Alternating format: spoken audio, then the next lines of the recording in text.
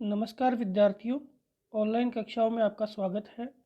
विद्यार्थियों, हमने पिछले वीडियो के अंतर्गत पढ़ा था भारत के अंदर सूती वस्त्र उद्योग।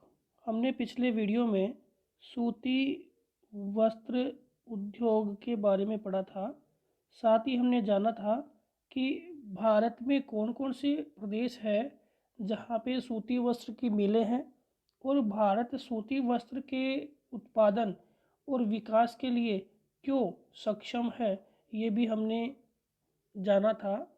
आज हम अपने पाठ्यक्रम के अनुसार दूसरा जो उद्योग है वो पढ़ने जा रहे हैं। उद्योग है आपका चीनी उद्योग। चीनी उद्योग भी भारत में देखें तो एक महत्वपूर्ण उद्योग माना जाता है। सबसे पहले हम चीनी उद्योग के ऐतिहासिक परिदृश्य की बात करें या चीनी के ऐतिहासिक परिदृश्य की बात करें तो भारत में जो चीनी उद्योग है वो 3000 ईसा पूर्व कुटीर उद्योग के रूप में उद्योग के रूप में किया जाता था। कुटीर उद्योग जो है उसके रूप में चीनी बनाई जाती थी। आज भी बहुत सारे क्षेत्रों में जो गन्ने से गुड़ है वो कुटीर उद्योग के रूप में बनाया जाता है। इसके अलावा और कहाँ साक्ष्य मिलते हैं तो वैदिक साहित्य में वैदिक वैदिक साहित्य में इसके अलावा आपके चाणक्य के अर्थशास्त्र में इसके अलावा मेगस्थनीज की पुस्तक है। मेगस्थनीज की पुस्तक है जिसका नाम है इंडिका। क्या नाम है? इंडिका। तो इंडिका में भी इसके साक्ष्य मिलते हैं कि भारत के लोग जो है वो गन्ने से गुड़ और खांडसारी बनाने की कला में क्या है, निपुण है। तो पहली बात करें तो 3000 ईसा पूर्व से ये कुटीर उद्योग के रूप में चलता आ रहा है और वर्तमान में बड़ी बड़ी मिलों के रूप में चीनी गन्ने से चीनी और गुड़ और खांडसारी का निर्माण किया जाता है। वैदिक साहित्य में देखें तो चाणक्य की अर्थशास्त्र में और मेगस्थनीज की इंडिका में दोनों में जिक्र हुआ है कि भारत के लोग हैं गन्ने से गुड़ और खांडसारी बनाने की कला में निपुण है। इसके बाद देखें तो और क्या क्या साक्ष्य है तो भारत में देखें तो 20वीं शताब्दी के प्रारंभ के अंदर किसके 20वीं शताब्दी के प्रारंभ में 20वीं शताब्दी के प्रारंभ में चीनी उद्योग के विकास में एक नई गति आपको मिली, जिसमें देखें तो 1841 1842 चीनी मिल लगाई गई लेकिन असफल रही और 1899 में भी चीनी मिल लगाई गई लेकिन वो भी क्या रही, असफल रही। लेकिन पहली सफलता मिली, पहली सफलता की बात करें तो 1903 में, याद करना प्रश्न बनता है, क्वेश्चन बनता है यहाँ से कि 1903 में आपके अंग्रेज़ों द्वारा बिहार के मंडोर में, कौन से ज़िले में है मंडोर? सारण ज़िले में है। और इनकी जो स्थिति है, जो लोकेशन है, वो हम चीनी उद्योग के जो क्षेत्र पढ़ेंगे उसमें देखेंगे। तो क्वेश्चन बनता है कि कौन सी चीनी मिल या कौन सी चीनी मिल की स्थापना जो सबसे पहले हुई, तो बिहार में आपके मंडोर में जो सारण ज़िले में है वहाँ पर चीनी मिल की स्थापना सर्वप्रथम हुई। और ये कब हुई साहब? 1903 में हुई और ये सफलतम रही। ये क्या रही? सफलतम रही। इसके अतिरिक्त देखें तो और कहाँ चीनी मिलों की स्थापना हुई, तो चीनी मिलों की स्थापना हुई बिहार से नज़दीक आपका उत्तर प्रदेश है। कौन सा है? बिहार से नज़दीक आपका ये बिहार से नज़दीक क्या है? उत्तर प्रदेश। उत्तर प्रदेश में भी चीनी मिलों की स्थापना की गई। इसके बाद हम देखें तो भारत में चीनी मिलों की स्थापना जो हुई, उनमें देखें तो कितनी चीनी मिलें आपके लगातार बढ़ती गई, क्या क्या प्रयास सरकार द्वारा किए गए। तो इसमें देखें तो 1932 में भारत में लगभग 35 चीनी मिलें थी। कितनी थी? 35 चीनी मिलें थी।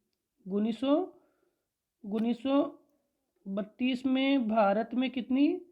35 चीनी मिलें थी। इसके बाद देखें तो 1951 में भारत में चीनी के लगभग 138 कारखाने जो लगभग 15 लाख टन चीनी का उत्पादन कर रहे थे। कितना कर रहे थे? 15 लाख टन चीनी का उत्पादन कर रहे थे। लेटेस्ट आंकड़ों की हम बात करें तो लेटेस्ट आंकड़ों में हम देखें तो 31 मार्च अपने पाठ्यक्रम अनुसार ही बता रहा हूँ, उसके बाहर नहीं आएगा क्वेश्चन। 2014 के अनुसार देखें तो भारत में 701 चीनी मिलें स्थापित है, जिसमें 334 निजी क्षेत्र की, 43 आपके सार्वजनिक क्षेत्र की और 324 आपके सहकारी क्षेत्र की। 334 निजी क्षेत्र की, 324 आपके सहकारी क्षेत्र की और 43 आपके निजी क्षेत्र की है जो चीनी का उत्पादन कर रही है। इसी आधार पर हम देखें तो भारत जो है वो चीनी के उत्पादन में विश्व में, देखो गन्ने के उत्पादन में भी भारत का स्थान देखें तो ब्राज़ील के बाद दूसरा आता है। पहला ब्राज़ील है और सेकंड इंडिया है। इसके बाद देखें तो सेकंड किसका है? भारत का। और चीनी के उत्पादन में देखें तो भी भारत का कौन सा स्थान आता है? दूसरा स्थान आता है। चीनी के उत्पादन में देखें तो भी कौन सा आता है? दूसरा। लेकिन गुड़ या खांडसारी के उत्पादन में देखें, गुड़ के या खांडसारी के उत्पादन में देखें तो भारत का पहला स्थान आता है। चीनी में कौन सा आता है? दूसरा। अब भारत कुल उत्पादन का सॉरी भारत विश्व के कुल चीनी के उत्पादन का लगभग 8% विश्व के चीनी उत्पादन का, विश्व के भारत जो है विश्व के चीनी उत्पादन का कितना? 8% उत्पादन करता है। कितना? विश्व के चीनी उत्पादन का 8% उत्पादन करता है। और उपभोक्ता की दृष्टि से देखें तो उपभोक्ता की दृष्टि से भारत है वो आपका प्रथम स्थान रखता है। तो विश्व में चीनी के उत्पादन में भारत कौन सा? 8वां स्थान। और उपभोक्ता की दृष्टि से देखें तो भारत का कौन सा स्थान है? सॉरी, चीनी के उत्पादन देखें तो 8% विश्व का 8% उत्पादन करता है और उपभोक्ता में भारत का पहला स्थान है। अब हम बात करें कि जो चीनी है, चीनी उद्योग है, उसके लिए उसके स्थानीयकरण के लिए भारत में क्या क्या स्थिति है कि चीनी उद्योग का स्थानीयकरण हो सके। तो चीनी उद्योग के स्थानीयकरण के लिए भारत में कौन कौन सी स्थिति है जो चीनी उद्योग के स्थानीयकरण के अंदर बहुत ही सहायक सिद्ध होती है। तो सबसे पहले हम बात करें कि जो चीनी है इसके लिए कच्चे माल के रूप में किसकी आवश्यकता है? गन्ने की आवश्यकता है। कच्चे माल के रूप में किसकी आवश्यकता है? गन्ने की। अब दूसरी बात हम करें कि जो चीनी उद्योग है वो आपका दूसरा, ये प्रश्न भी आपके बनता है, मोस्ट इम्पोर्टेंट प्रश्न बनता है कि ये चीनी उद्योग जो आपका है दूसरा कृषि आधारित उद्योग है। ये प्रश्न आता है। कैसा है भाई? दूसरा कृषि आधारित उद्योग वो कौन सा है? चीनी उद्योग है। दूसरा कृषि आधारित। तो पहला कौन सा है? तो पहला हमने पढ़ा सूती वस्त्र उद्योग। कौन सा पढ़ा? सूती वस्त्र उद्योग। पहला कौन सा है? सूती वस्त्र उद्योग। दूसरी बात, चीनी जो है कृषि आधारित उद्योग भी है और चीनी है वो मौसमी उद्योग भी है। कैसा है? मौसमी उद्योग भी है। कौन सा? चीनी। और हम बात करें लोगों को रोजगार देने की, तो ये लगभग 4 लाख से भी अधिक लोगों को 4 लाख से भी अधिक लोगों को प्रत्यक्ष रूप से और बहुत सारे किसानों को यह अप्रत्यक्ष रूप से रोजगार देता है।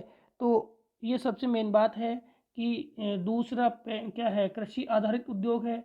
और सूती वस्त्र के बाद ये आता है और मौसमी उद्योग भी इसे कहते हैं। तो मौसमी उद्योग का प्रश्न भी अगर आपके आए तो आ सकता है कि मौसमी उद्योग है, उनमें से उदाहरण दीजिए। तो आपके चीनी उद्योग मौसमी उद्योग है। दूसरी बात, आपके 4 लाख लोगों को प्रत्यक्ष रूप से रोजगार देता है तथा आपके लगभग अधिकांश जो किसान है उनको भी ये अप्रत्यक्ष रूप से रोजगार देता है। अब हम बात करें किस जो चीनी उद्योग है उसके स्थानीयकरण के कौन से कारण है। तो सबसे पहले मैंने बताया कि चीनी के लिए किसकी आवश्यकता है। तो चीनी के लिए आपके गन्ने की आवश्यकता है। किसकी आवश्यकता है? गन्ने की आवश्यकता है। तो गन्ना चीनी उद्योग के लिए क्या है? एक कच्चे माल का मुख्य स्रोत है। और गन्ने के कारण चीनी उद्योग को हम क्या बोलते हैं? भार हास वाला उद्योग कहते हैं। कौन सा उद्योग कहते हैं? भार हास वाला उद्योग कहते हैं। चीनी उद्योग को हम गन्ने के कारण क्या कहते हैं? भार हास वाला उद्योग कहते हैं। क्यों कहते हैं? क्योंकि जो चीनी है उद्योग के लिए जो अपने कच्चा माल क्या चाहिए? गन्ना चाहिए। और गन्ने को अगर 24 घंटे के अंदर चीनी मिल तक नहीं भेजा जाता है तो उसके अंदर सुक्रोज की क्षमता क्या हो जाएगी? कम हो जाएगी। सुक्रोज की क्षमता क्या हो जाएगी? कम हो जाएगी। और यह जो है सुक्रोज की जो मात्रा है वो क्या हो जाएगी? कम हो जाएगी। और यह जो क्या करेगा? यह चीनी के जो गुणवत्ता है और चीनी जो बनती है उसकी गुणवत्ता में लगातार क्या आएगी? कमी आती जाएगी। तो 24 घंटे के अंदर अंदर जो गन्ना है वो कहाँ पहुँचना चाहिए? वो चीनी मिल में पहुँचना चाहिए। अगर नहीं पहुँचता है तो उसमें चीनी की गुणवत्ता और मात्रा दोनों में क्या आती है? कमी आ जाती है। तो ये सबसे इम्पोर्टेंट बात है कि जो गन्ना है वो एक क्या है? भार हास वाला पदार्थ है और गन्ना ही चीनी के लिए कच्चा माल का प्रमुख स्रोत है। अब हम बात करें कि गन्ने से कितनी मात्रा में चीनी प्राप्त होती है। तो गन्ने से हमें 9 से 12% गन्ने से हमें कितनी? 9 से 12% वो क्या है? चीनी की मात्रा प्राप्त होती है। यानी हम 100 किलोग्राम जो है गन्ना पेरते हैं। पेरने का मतलब है रस निकालते हैं। तो हमें 9 से 12 किलोग्राम क्या होती है? चीनी प्राप्त होती है। 9 से 12 किलोग्राम क्या होती है? चीनी प्राप्त होती है। तो चीनी के उत्पादन में जो लागत है वो गन्ने की कितनी है? 60%। यानी जो चीनी उत्पादन करते हैं उसमें जो 60% जो व्यय है वो केवल किस पे होता है? गन्ने पर ही होता है। 60% व्यय किस पे होता है? गन्ने पर ही होता है। अब चीनी जो है, अब चीनी उद्योग में जो अतिरिक्त जो लगने वाला है वो क्या है? तो चीनी उद्योग में अतिरिक्त लगने वाला क्या है कि जो गन्ना है, देखो चीनी को ले जाने में कोई प्रॉब्लम नहीं होती है, लेकिन गन्ने के परिवहन में सर्वाधिक समस्या आती है। गन्ने के परिवहन में क्या आती है? सर्वाधिक समस्या आती है। गन्ने के परिवहन में सर्वाधिक समस्या आती है। तो आप बोलोगे भारत में स्थानीयकरण के कौन कौन से कारक है जिनको पढ़ रहे थे। तो सबसे पहली बात है कि भारत में गन्ना पर्याप्त मात्रा में उत्पादित होता है। ठीक है। दूसरा स्थानीयकरण का कारण क्या है कि यहाँ सस्ते श्रमिक मिल जाएंगे, सस्ते श्रमिक मिल जाएंगे। और गन्ना कैसा है, भारास वाला है, तो इसको उन्हीं क्षेत्रों में चीनी उद्योग की स्थापना करनी पड़ेगी जहाँ पे गन्ना उत्पादन किया जाता है।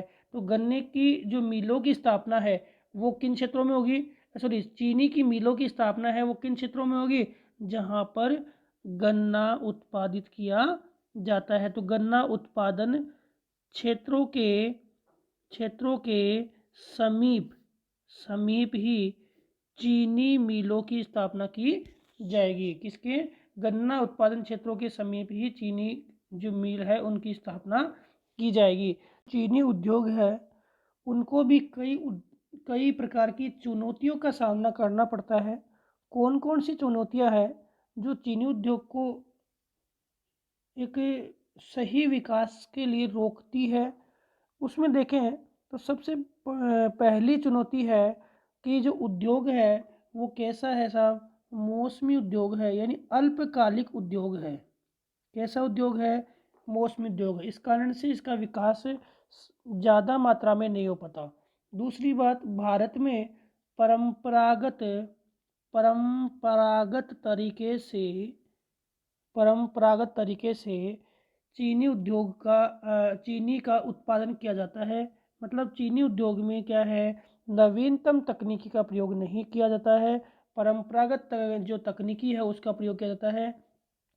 और पुरानी जो मशीनें हैं पुरानी जो मशीनें हैं जो पुरानी तकनीकी मशीनें हैं उनका ही प्रयोग किया जाता है।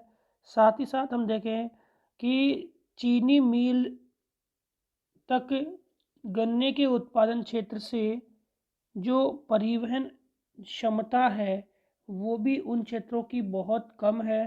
तो परिवहन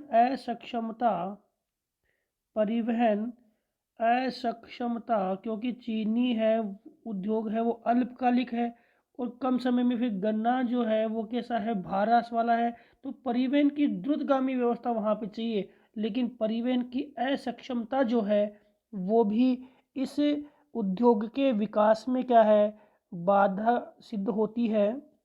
क्योंकि समय पर अगर गन्ना नहीं पहुंचता है तो क्या होगा, उद्योग का विकास संभव नहीं हो सकता। इसके बाद जो गन्ने से निकलने वाली खोई जो होती है, जो गन्ने की लुगदी जिसे कह सकते हो आप, गन्ने से निकलने वाली खोई है उसका अधिक इस्तेमाल नहीं होता और यह एक वेस्टेज के रूप में होती है और काफ़ी ज़्यादा परेशानी इन मिलों के मालिकों के लिए वो करती है। और सबसे बड़ी बात मैंने आपको किसानों की कही कि किसानों को है वो सही मूल्य नहीं मिलता, और किसानों को मूल्य नहीं मिलने के साथ साथ इन उद्योगों के अंदर जो बैकवर्ड इलाकों में जहाँ पर किसानी क्षेत्र है वहीं पर आपके चीनी मिलें हैं, और चीनी मिलें उन ग्रामीण प्रदेशों में है, उन किसानी क्षेत्रों में है, तो वहाँ बिजली की भी एक बड़ी समस्या है वो पाई जाती है। तो काफ़ी ज़्यादा जो समस्याएं हैं वो आपके चीनी उद्योग को सहनी पड़ती है, जिसके कारण भारत के चीनी उद्योग का एक सही तरीके से विकास नहीं हो पा रहा है। अगली वीडियो के माध्यम से हम भारत के जो चीनी उद्योग है उसके लिए क्या क्या प्रयास किए जाने चाहिए उनको भी देखेंगे। तो विद्यार्थियों, आज हमने जाना कि भारत जो है वो चीनी उद्योग में विश्व में महत्वपूर्ण स्थान रखता है। साथ ही साथ भारत जो है चीनी उद्योग का एक बड़ा क्षेत्र है, और चीनी उद्योग के लिए भारत में जो गन्ना उत्पादन होता है इस गन्ने का भी बहुत बड़ा उत्पादक क्षेत्र माना जाता है भारत। अब दूसरी बात है कि गन्ने के साथ साथ वर्तमान में चुकंदर से भी चीनी बनाई जाने लगी है, यानी चुकंदर से भी क्या बनाई जाती है, चीनी बनाई जाती है। गन्ना और चुकंदर दो है चीनी उत्पादक जो कच्चे माल के स्रोत दो गए, लेकिन अधिकांश चीनी है वो किससे उत्पादित होती है? गन्ने से ही उत्पादित होती है। तो विद्यार्थियों, अगले वीडियो के माध्यम से हम भारत में चीनी उद्योग, जो भारत में चीनी उद्योग है उसके क्षेत्र, भाई कौन कौन से प्रदेशों में चीनी उद्योग है वो देखने को मिलता है, उनको पढ़ेंगे। धन्यवाद।